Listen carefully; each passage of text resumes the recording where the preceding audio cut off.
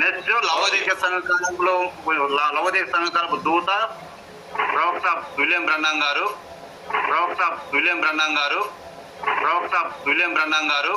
ఏమీ కొదవ లేదని చెప్పుకొనుచున్నావు. అంటే దేవుడు ఆయన గురించి ఏం చెప్తున్నట్టే, నువ్వు దౌర్భాగ్యుడవు.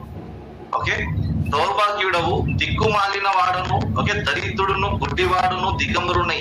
అంటే ఈ మాటలు ఆలోచిస్తే ఇవన్నీ కూడా నెగిటివ్ పాయింట్స్ గా బైబిల్లో రాయబడింది. ఓకే, నెగిటివ్ పాయింట్స్ గా రాయబడింది. అంటే అక్కడ ఉన్న దూత కోసం రాయబడింది. ఇప్పుడు మన పాస్టర్ గారు ఏమంటారంటే, మళ్ళీ ఆ దూత మళ్ళీ విలియం బ్రహ్నమ్ అంటారు. ఓకే, సో విలియం బ్రహ్నమే అంటే మరి ఇప్పుడు విలియం బ్రహ్నమ్ గుడ్డివాడా, ఓకే, దౌర్భాగ్యుడా, ఓకే, దిగంబరుడా, ఓకే, దిక్కుమాలిన వాడా, ఓకే, ఇవన్నీ కూడా అప్లై చేసుకోవాల్సి వస్తుంది. ఓకే, సో ఒకవేళ ఇందులో ఉన్న క్యారెక్టర్ విలియం బ్రహ్నమ్ కి అప్లై చేస్తే నాకు ఎలాంటి ప్రాబ్లమ్స్ లేదు. కానీ ఇక్కడ ఉన్న దూత విలియం బ్రహ్నమ్ అంటే కొంచెం ప్రాబ్లం వచ్చేస్తుంది.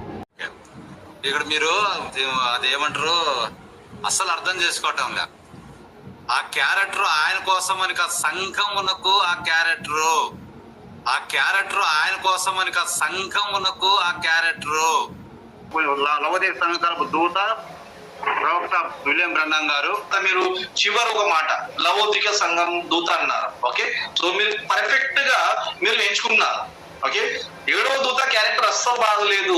మీరు ఏం చేశారంటే పర్ఫెక్ట్ గా విలియం బ్రహ్నమ్ కి ఏ క్యారెక్టర్ అయితే సూట్ అవుతుందో, మ్యాచ్ అవుతుందో అలాంటి క్యారెక్టర్ మీరు సూట్ చేసుకున్నారు. అందుకు మీకు హ్యాట్స్ ఆఫ్. ఎందుకంటే మీరే అన్నారు అక్కడ ఏదైతే రాయబడిందో అక్కడనే అది జరుగుతుందని చెప్పారు. సో మీరు పర్ఫెక్ట్ గా చూస్ చేసుకున్నారు కనుక నేను కూడా ఏమంటానంటే ప్రకటన గ్రంథంలో ఉన్న 7వ దూత లవోదిక సంఘ దూత ఆయన క్యారెక్టర్ విలియం బ్రహ్నమ్ లో నెరవేరుతుంది. మీరు చెప్పారు కనుక నేను మాట్లాడుతున్నా. ఓకే, సో నా వాదనని ఇక్కడ ముగిస్తున్నాను.